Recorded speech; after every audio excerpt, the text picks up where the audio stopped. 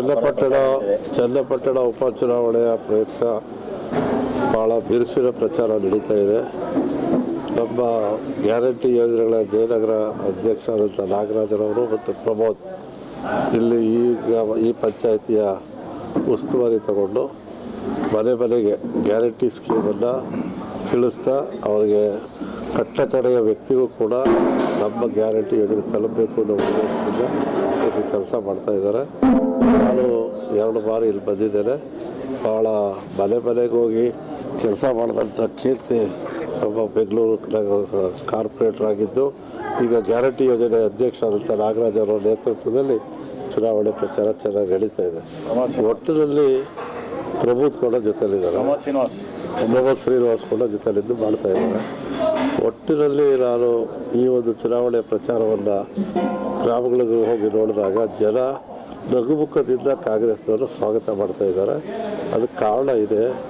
2 ಬಾರಿ ಚುನಾವಣೆಯಲ್ಲಿ ಗೆದ್ದಂಥ ಕುಮಾರಸ್ವಾಮಿ ಅವರು ಎಲ್ಲೂ ಬಂದಿಲ್ಲ, ಜನರ ಸಂಪರ್ಕ ಇಲ್ಲ. ಮುಖ್ಯಮಂತ್ರಿ ಆದರೂ ಕೂಡ ಜನರ ಬಳಿ ಬಂದಿಲ್ಲ ಮತ್ತು ಜನರ ಸಮಸ್ಯೆಯನ್ನು ನೀಗಿಸಿಲ್ಲ. ಇದು ಜನರ ಮನಸ್ಸಲ್ಲಿದೆ.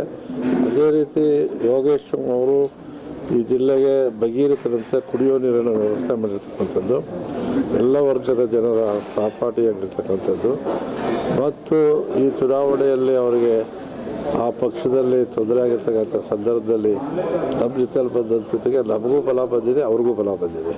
ಇದೊಂದು ರೀತಿ ಈಕ್ವಲ್ ಒಂದು ಗ್ರೂಪ್ ಆಗಿದೆ. ಇದ್ರ ಮೂಲಕ ನಮ್ಮ DK ಸುರೇಶ್ ಅವರ ನೇತೃತ್ವ ಮತ್ತು DK ಶಿವಕುಮಾರ್ ಅವರು ಈ ಬಾರಿಯ ಚುನಾವಣೆಗೋಸ್ಕರವಾಗಿಯೇ ಭಾಳ 20 ಸಭೆಗಳನ್ನು ನಾವೆಲ್ಲ ಮಾಡಿದ್ವಿ. ಜನಸಂಪರ್ಕ ಸಭೆ, ಜನಸ್ಪಂದನ ಸಭೆ.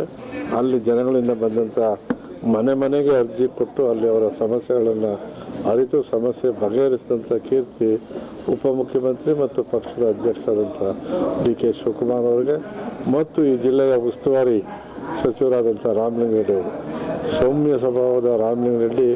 ಮತ್ತು ಒಂದು ಮಾತು ಹೇಳೋಕ್ಕೆ ಇಷ್ಟಪಡ್ತೇನೆ, ಇಡೀ ಚನ್ನಪಟ್ಟಣ ಮತ್ತು ನಗರದ ಮನೆ ಮಾತಾಗಿರ್ತಕ್ಕಂಥ ಒಬ್ಬ ವ್ಯಕ್ತಿ ಅಂದರೆ ರಾಮಲಿಂಗಾರೆಡ್ಡಿ. ಇವತ್ತು ಭಾಳ ಚೆನ್ನಾಗಿ ನಡೀತಾ ಇದೆ. ಈ ಚುನಾವಣೆಯಲ್ಲಿ ನಾವು ಗೆಲ್ತೇವೆ.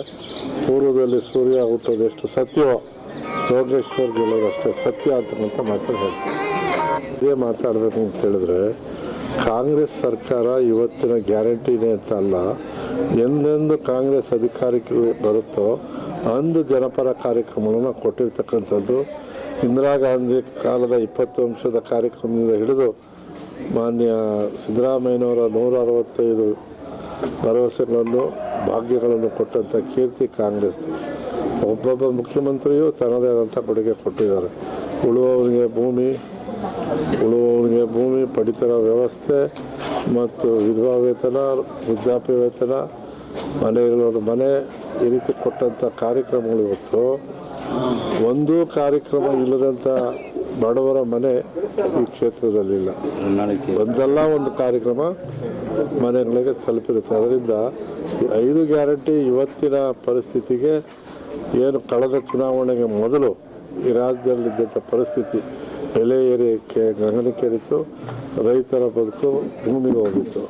ಇಂಥ ಸಮಯದಲ್ಲಿ ನಾವು ಕೊಟ್ಟಂಥ 5 ಭರವಸೆಗಳನ್ನು ಪೂರೈಸಿದಂಥ ಕೀರ್ತಿ ನಮ್ಮದು. 1.5 ವರ್ಷದಲ್ಲಿ ಇವತ್ತು 52,000 ಕೋಟಿ ರೂಪಾಯಿಗಳನ್ನು ನೇರವಾಗಿ ಜನರ ಮನೆಗೆ ತಲುಪಿಸಿರುವಂಥದ್ದು ಇಡೀ ಭಾರತದಲ್ಲಿ ಕರ್ನಾಟಕ. ಅವ್ರಿಗೆ ಹೊಟ್ಟೆವರೆಗೆ ಮಾತಾಡ್ತಾರೆ. ವಿರೋಧ ಪಕ್ಷದವ್ರು ಮಾತಾಡಿದವರು ನಮ್ಮ ಹತ್ರ ಡಾಕ್ಯುಮೆಂಟ್ ಇದೆ. ಹಳ್ಳಿಲಿ ಯಾರನ್ನು ಬೇಕಾದರೂ ಕೇಳಿ, ಮಧ್ಯಮ ವರ್ಗ ಮತ್ತು ಬಡವರ್ಗ ಇವತ್ತು ತಿಂಗಳಿಗೆ ಕನಿಷ್ಠ 5,000 ರೂಪಾಯಿ ಅವರ ಮನೆಗೆ ನೇರವಾಗಿ ತಲುಪುವಂಥ ಕಾರ್ಯಕ್ರಮ. ಇನ್ನು ಶಕ್ತಿ ಕಾರ್ಯಕ್ರಮ 326 ಕೋಟಿ ಜನ ಇವತ್ತು ಬಸ್ನಲ್ಲಿ ಪ್ರವಾಸ ಮಾಡಿದ್ದಾರೆ. ಇದರಿಂದ ಮಹಿಳೆಯರ ಸಬಲೀಕರಣಕ್ಕೆ ಇವತ್ತಿದು ನಾಂದಿ ಆಗಿದೆ. GDP ಇಡೀ ಭಾರತದಲ್ಲಿ ಕರ್ನಾಟಕ ಮೊದಲನೇ ಸ್ಥಾನದಲ್ಲಿದೆ ಮತ್ತು ಮಹಿಳೆಯರ ಸಬಲೀಕರಣದಿಂದಾಗಿ 25% ಆರ್ಥಿಕ ಅಭಿವೃದ್ಧಿ ಇವತ್ತು ಆಗಿದೆ. ಅರ್ಥಶಾಸ್ತ್ರಜ್ಞರು ಹೇಳಿದ್ದಾರೆ, ಈ ರೀತಿಯ ಕಾರ್ಯಕ್ರಮಗಳಿಂದ ರಾಜಕೀಯದಲ್ಲಿ ಜನತೆಗೆ ಸಹಾಯ ಆಗಿದೆ ಹೊರತು ಟೀಕೆ ಮಾಡತಕ್ಕಂಥದ್ದು ಸರಿಯಿಲ್ಲ ಅಂಥೇಳಿ ವಿಶ್ವ ಆರ್ಥಿಕ ತಜ್ಞರ ಒಂದು ಅಭಿಪ್ರಾಯ ಕೂಡ ಇದೆ. ಇಂಥ ಸಂದರ್ಭದಲ್ಲಿ ವಿರೋಧ ಮಾಡಬೇಕು ಅಂತಲೇ ಹೇಳ್ತಕ್ಕಂಥ BJP ಅವ್ರ ಮಾತಿಗೆ, ದಳದವ್ರ ಮಾತಿಗೆ ಬೆಲೆ ಇಲ್ಲ. ಜನ ಉತ್ತರ ಕೊಡ್ತಾರೆ.